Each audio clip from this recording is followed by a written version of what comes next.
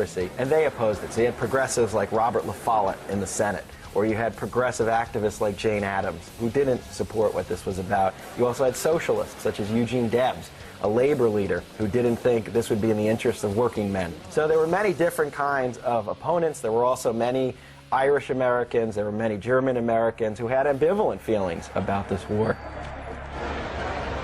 Many groups opposed the war, resisting conscription and marching in the streets. Hyphenated Americanism was a common idea during this period, and it meant that either if you were naturalized or you weren't, and you had been an immigrant, that you weren't fully American, that you were either an Irish American, you were an Italian American, and that meant, to some, you weren't fully loyal to the country. You weren't American. And throughout World War I, you have all kinds of incidents against German Americans, Irish Americans, because they are hyphenated Americans. Sometimes it is violent. Another very powerful force in the anti-war movement were the ethnics of the United States, particularly the German Americans, who were the largest ethnic group in the United States. There were 8.5 million of them, and also the most prosperous. And the Irish Americans, who were absolutely livid at the thought of going into a war to support England. They still remembered their hundreds of years of oppression under English rule in Ireland, and so they were totally opposed to this. They represented a very formidable element in the anti-war picture, particularly because they controlled hundreds of thousands, even millions of votes. And Wilson did not endear himself to either one of them when he accused American ethnics of pouring poison into the veins of American life. To make matters worse, things were not going well for America's allies on the battlefield. American supporters of the war were becoming increasingly nervous about this state of affairs. The actual course of the war, the fall of 1917 to the spring of 1918, was the period of maximum danger for the Allies, because even once the United States was involved in the war, we had hardly any army to speak of to begin with. Casualties were so severe and trench warfare so punishing that morale among Italian, French and British forces was crumbling.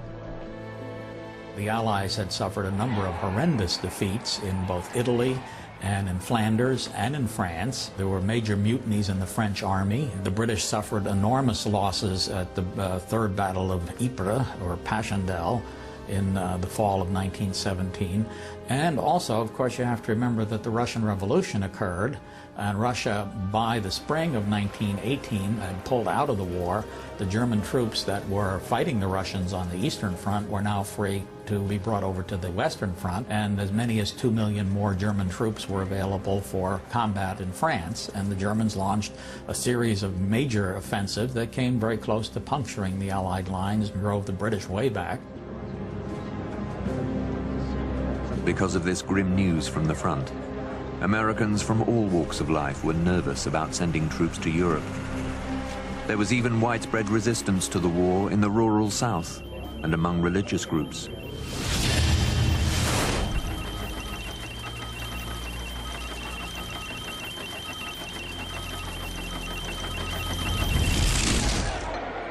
When we went into World War I, this was not a popular war, and this is something that Wilson had to deal with. One of Wilson's first moves was to create a propaganda machine, the Committee for Public Information, headed by a Colorado newspaperman named George Creel.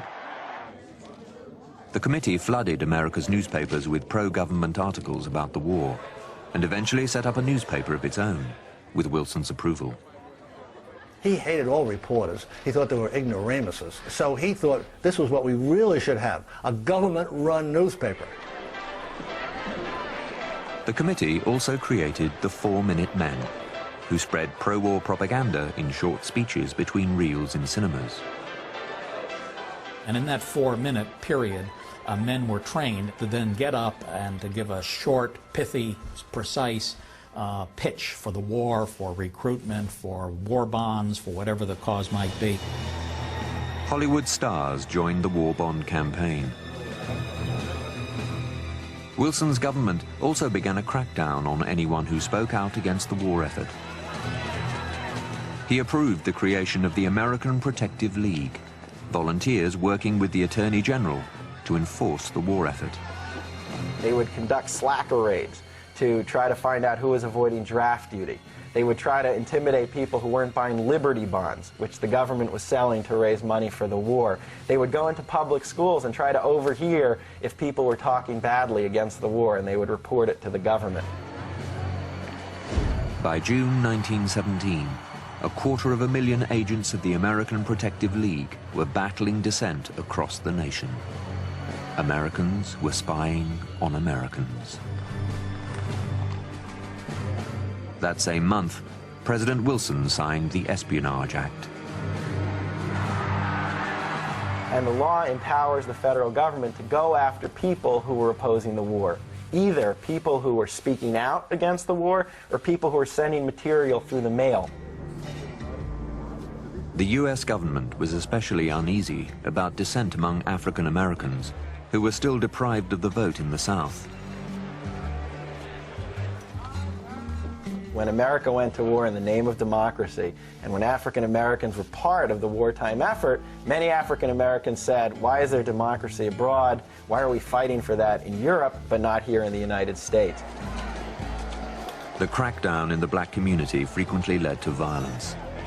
The worst was in Houston in August 1917, when black soldiers in training saw a white police officer abuse a black woman.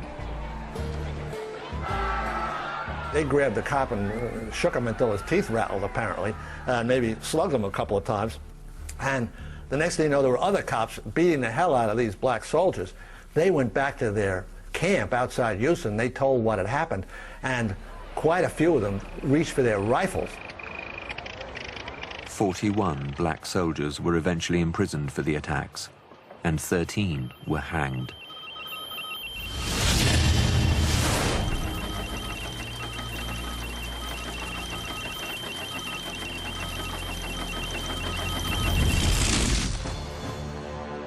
Other targets of repression included the radical union movement, led by the Wobblies, the industrial workers of the world.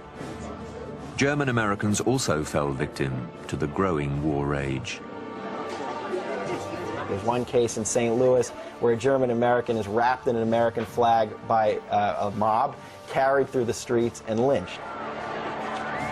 A battle was raging in America, but in Europe, American soldiers were still nowhere to be seen.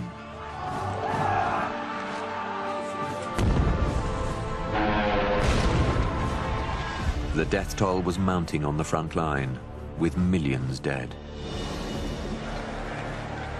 The 2 million Americans who would eventually fight in Europe would face unimaginable horrors. In autumn 1917, small numbers of American troops finally began to arrive in Europe, but not enough to make a difference. General Pershing, commander of the American Expeditionary Force, spent much of the next year getting his soldiers trained and arguing strategy with his British and French counterparts.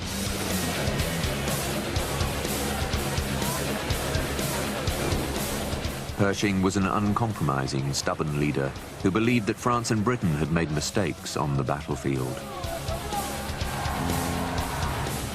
So when the Americans first started coming, there was a huge debate amongst